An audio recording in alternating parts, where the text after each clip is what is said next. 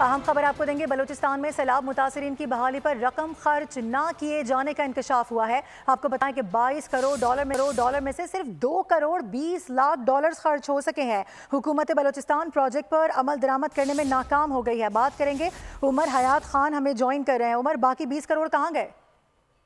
जी बिल्कुल, बलूचिस्तान में जो सैलाब से रिकवरी और बहाली के लिए मौसूल 22 करोड़ डॉलर में से सिर्फ 2 करोड़ 20 लाख डॉलर जो है वो खर्च हुए हैं और आलमी बैंक ने integrated flood resilience and adaptation project के तहत 40 करोड़ डॉलर कर्ज मंजूर किया।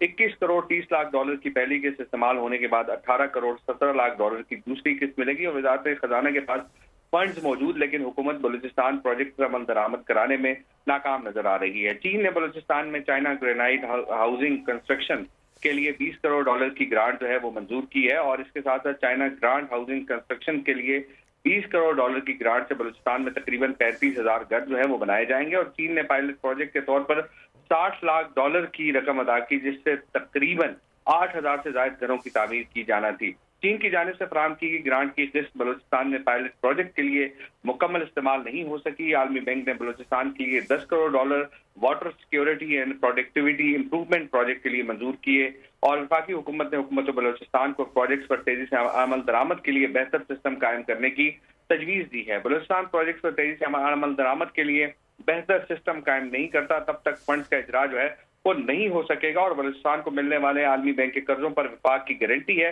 और बलूचिस्तान को ग्रांट के तौर पर ये रकम जो है वो फराहम की जाएगी। जी ठीक है उमर, बहुत शुक्रिया तफसीलात देने के लिए आपका।